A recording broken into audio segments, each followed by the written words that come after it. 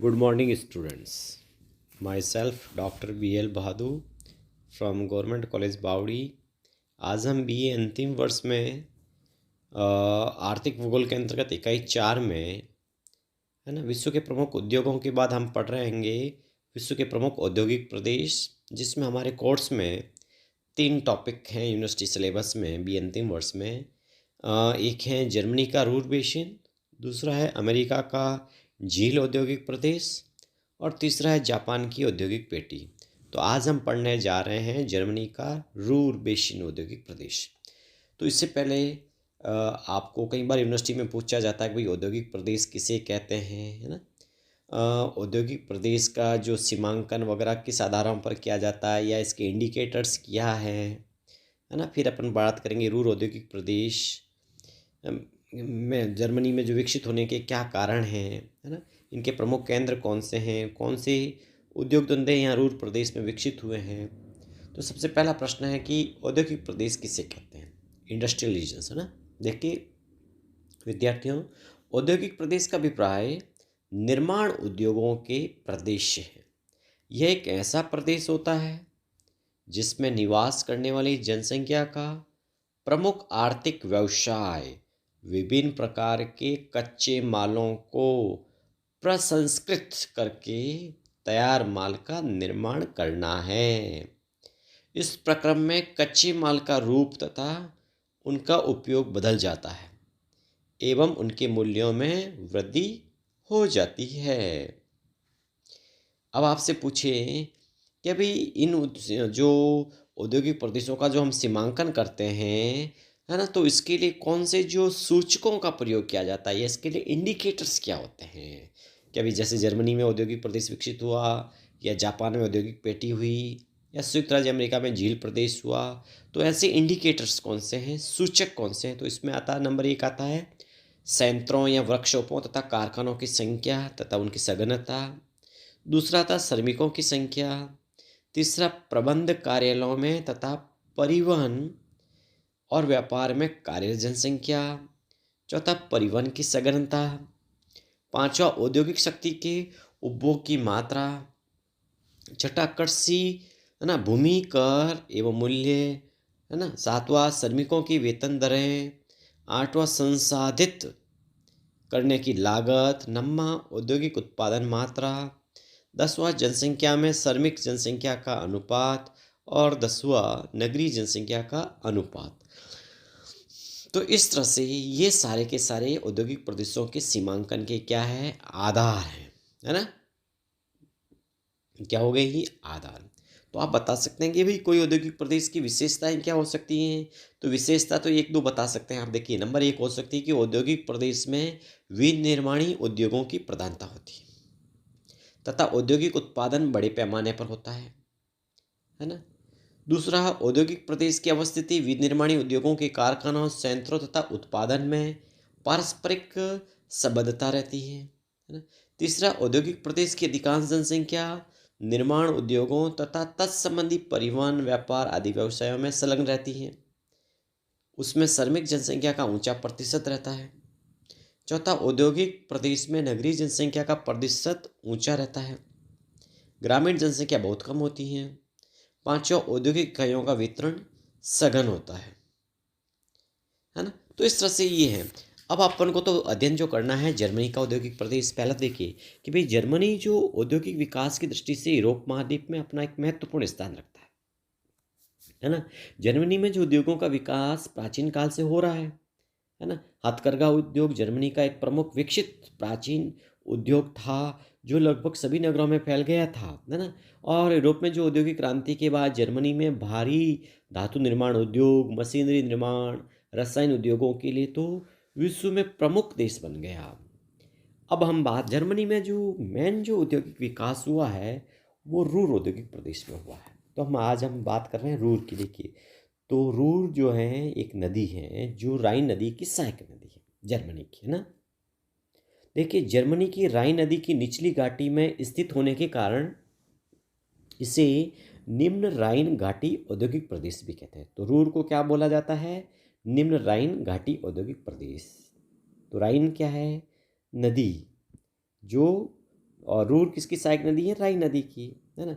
तो राइन नदी की घाटी में यह प्रदेश एक लंबाकार आकृति में स्थित है, जो पूर्व से पश्चिम तक 100 किलोमीटर तथा 30 से दक्षिण 65 किलोमीटर की चौड़ाई में विस्तृत है। इस प्रदेश में उद्योगों की दृष्टि से विकसित होने के प्रमुख कारण बहुत से हैं, जैसे नंबर 1, रूर बेसिन में स्थित वेस्टफोलिया कोयले की खान यूरोप की सबसे बड़ी कोकिंग कोयले की खान है, जहाँ उत्तम कोयला पाया जाता है। तो बताओ यूरोप की सबसे बड़ी कोयले की खान कौन सी है? वेस्टफोलिया। बताइए, वेस्टफोलिया कोयले की खान जर्मनी के कहाँ पर है? रूर बेसिन में वेस्टफोलिया। नंबर 2, रूर औद्योगिक क्षेत्र आंतरिक जल परिवहन, रेलमार्ग तथा सड़क मार्गों द्वारा यूरोप के अन्य क्षेत्रों से जुड़ा हुआ तथा इन परिवहन मार्गों का रूर क्षेत्र में सघन जाल पाया जाता है। आंतरिक जल परिवहन की दृष्टि से राइन की सहायक रूर नदी है, जो इस प्रदेश के मध्य से प्रवाहित होती है। रूर के उत्तर में एक्शर, लिप, बेजर, एल्ब आदि नदियाँ प्रवाहित होती हैं, है ना। तीसरा, रूर औद्योगिक प्रदेश की अवस्थिति यूरोप महाद्वीप के लगभग मध्यवर्ती भाग में है। यहाँ निर्मित सामान आसानी से यूरोप के अन्य देशों में निर्यात कर दिया जाता है। इस क्षेत्र से होकर, यानी रूर औद्योगिक प्रदेश से होकर राइन, रूर तथा इनकी सहायक नदियों के प्रवाहित होने के कारण उद्योगों के लिए स्वच्छ जल की प्राप्ति हो जाती है। इस औद्योगिक प्रदेश के दक्षिण में वन प्रदेश तथा उत्तर में उपजाऊ कृषि क्षेत्र स्थित हैं, जहाँ कृषि से तथा वनों से कच्चा माल प्राप्त होता है।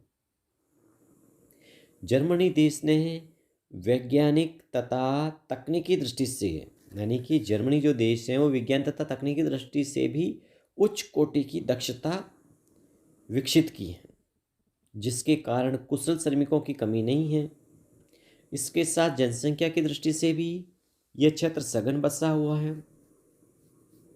इस क्षेत्र में स्थित एसेन, डार्टमंड तथा डुइजेल्फोर्ड ऐसे नगर हैं जिनकी जनसंख्या 5 लाख से भी ऊपर पाई जाती है। रूर प्रदेश मुख्य रूप से विश्व में लो इस्पात, है ना, कौन सा उद्योग? लो इस्पात तथा इंजीनियरिंग उद्योगों के लिए प्रसिद्ध है। तो अब आते हैं रूर औद्योगिक प्रदेश के 2 प्रमुख उद्योग कौन सा हैं? बताइए 2 उद्योगों के नाम। तो एक तो हो गया यहाँ पर रूर में कौन सा? लो इस्पात उद्योग, और दूसरा इंजीनियरिंग उद्योग। लो इस्पात उद्योग रूर प्रदेश के उत्तरी भाग में राइन नदी पर स्थित,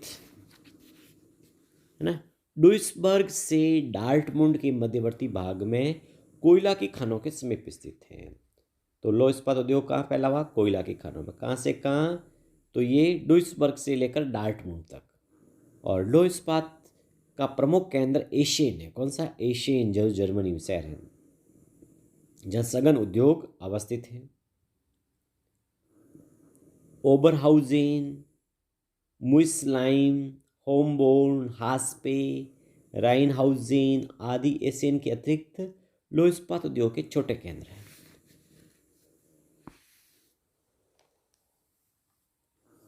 डार्टमुंड, ओबरहाइजेन, इंजीनियरिंग, बोखुम एसेन, हागजेन, डुइसबर्ग, रेडुट, लेबरकुसेन, सिलीगेन इंजीनियरिंग तथा मशीनी निर्माण उद्योगों के प्रमुख केंद्र हैं।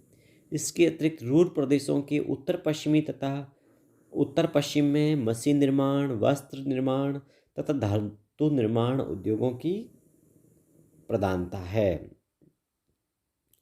ना।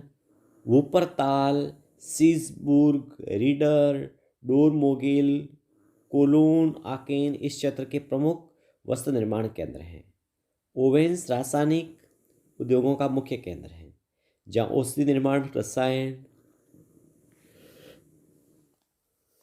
रंगाई, छपाई, है ना, का सामान के उद्योग पाए जाते हैं। इनके सामान पाए जाते हैं। तो इस तरह से हमने जो आज टॉपिक का अध्ययन किया है वो कौन सा था? रूर औद्योगिक प्रदेश। अब आप बताइए ये रूर औद्योगिक प्रदेश किस देश में है? तो ये जर्मनी में है। अच्छा, ये रूर औद्योगिक प्रदेश किस नदी की निचली घाटी में स्थित है? तो ये राइन नदी की घाटी। ठीक है ना। तो राइन की छोटी नदी शाही कौन सी हैं? वो रूर है। ओके, इस तो रूर औद्योगिक प्रदेश की आकृति कैसी है? लंबाकार आकृति की। तो ये पूर्व से पश्चिम कितना किलोमीटर फैला हुआ है? तो 30 किलोमीटर लंबा है। और इसकी चौड़ाई कितनी है? तो बताइएगा चौड़ाई कितनी है इसकी? तो लगभग जो है कहीं पर 30 से 65 किलोमीटर के बीच फैला हुआ। अच्छा, रूर औद्योगिक प्रदेश को जो कोकिंग कोयला है जो उत्तम क्वालिटी का है वो कौन से खानों से मिल जाता है? वो है वेस्टफोलिया से। ओके। अच्छा, रूर औद्योगिक प्रदेश में परिवहन की सुविधा किससे मिलती हैं? वो जल परिवहन से मिलती हैं, क्योंकि रूर राई नदी जो है जल परिवहन वाली नदी है। बाकी यहाँ रेल मार्ग का विकास हुआ है, सड़क मार्ग का विकास हुआ है ना। तो बताइएगा रूर के है ना उत्तर में कौन सी नदियाँ बहती हैं जिनसे जल परिवहन की सुविधा है? तो वो है एक्सर, लिप, बेजर और एल्ब नदियाँ हैं।